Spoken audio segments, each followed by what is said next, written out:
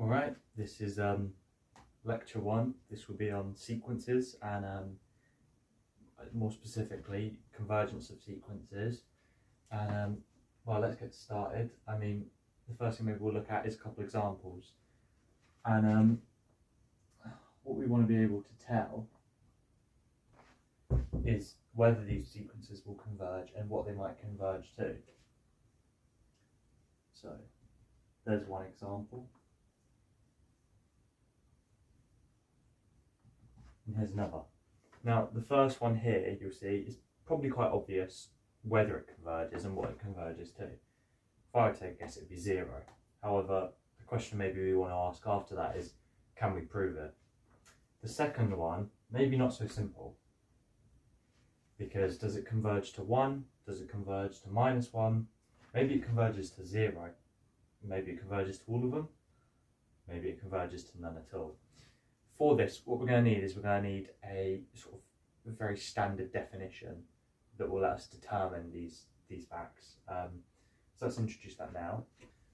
Right, so this will be quite abstract at first, but we'll explain what we're doing as we go along and after. So AN, being our sequence, will converge to L, and we'll denote it with an arrow, and it's sort of as n tends to infinity. We say AN converges to L if for every epsilon greater than 0. Now this means for every, or for any, or for fixed. For every epsilon greater than 0, there exists, and that's this symbol, there exists or there is a capital N in the natural numbers. This means an element of, and this is the set of the natural numbers, meaning numbers 1, 2, 3, 4, 5, and so on. So, for every epsilon greater than 0, there is a capital N in the natural numbers, such that for every little n greater than this n, we have that the absolute value of AN minus L is less than epsilon. Now what this is really saying is, for any tolerance you give me, epsilon, for that tolerance I can find you a capital N, such that every term in the sequence after that nth term, the distance to L is within our tolerance. Right? So let's try and use this definition, see if we can answer our two questions. So as for the first case, well, let's first rub this up and make some room. But feel free to rewind or pause if you want to look again at that definition. Right. So, for our sequence 1, 1/2, 1/4, first we're just going to note a standardised convention is to have the first term sort of be the 0th term. So this will be A0, this will be A1, this will be A2, and so on. So a form for our sequence we had can be AN equals 1 over 2 to the n. Right? And we want to show that converges to 0.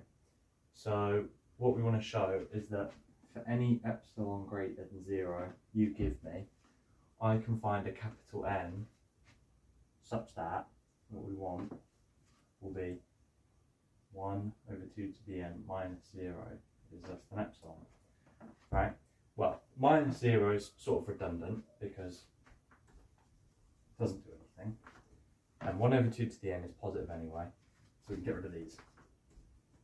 And let's move this a bit closer. And so we want to find a capital N such that for every little n greater than that, this holds. Well, we can quickly rearrange this. We can reciprocate both sides. So this would be equivalent to 2 to the n is greater than 1 over epsilon. We can take logs of both sides. So that will give us log of 2 to the n greater than log of 1 over epsilon. And we can pull this n out using laws of logs. So that is n log 2. And so now by dividing by log 2, we'll have if n is greater than log 1 over epsilon over log 2, if this holds, then 2 to the n, or sorry, 1 over 2 to the n rather, is less than epsilon, which gives us what we want. So actually, if we now sort of memorise this little box, or I'll just leave it here, rub out everything else. You might want to keep your workings, but I don't have the space on this board. So, our big N can be this. So, rather, let's write it this way.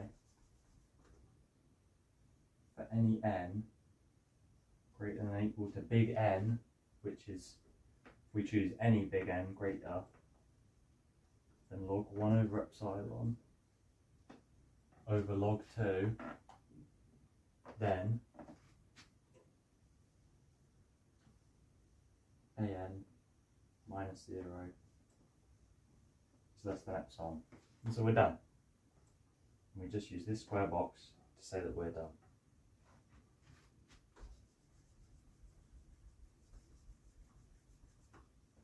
Okay, now we want to do the other sequence we had.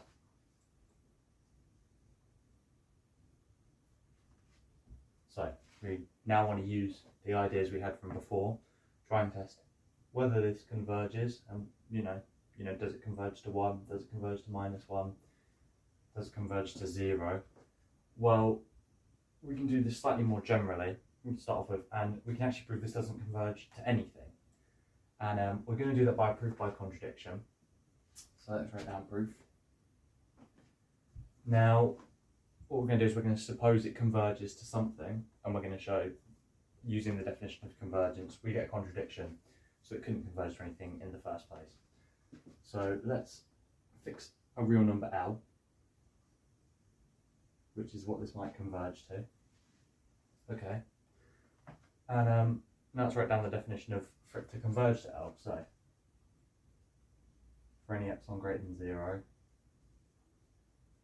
there exists an n such that for any little n greater than that n, the distance from an to L is less than epsilon. Well, let's think about this.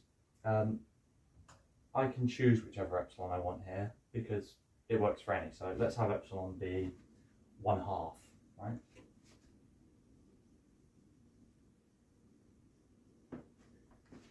Okay. Now, this sequence, if we're assuming 1, sort of the 0th term, then every even term will be 1, and every odd term will be -1, right? So we're going to sort of show this n can't exist here. And how we're going to do that is, suppose it does exist. Well, the next even number, the next little n that's even, an will be 1. So that tells us that the distance, well, not from an but from 1,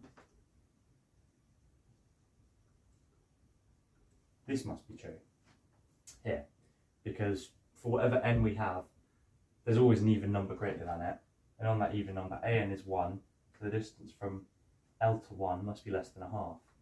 But we also know that there's an odd number that's going to be greater than n, and so the distance from L to -1 must be less than 1/2. Because again, the sequence has to converge to L, so every term after this n must be within a distance 1/2, because it holds for any epsilon, and 1/2 is one of them. So, well, if we just sort of draw this on a number line here, if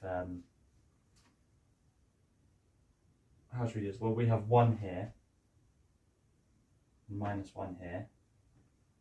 Well, if we sort of draw a band of size 1/2 around each, you see there's no overlap. So if L is anywhere in this band, it can't be in this band. And since L needs to satisfy both of these, and no point satisfy them, we have a contradiction. So we denote that with, well, either this sort of lightning bolt arrow, or you might use sort of hashtag symbol, but there is a contradiction. If you try and suppose this sequence converges to any L, we've got a contradiction. It can't be so, so this sequence doesn't converge. and then we're done. Thanks for watching.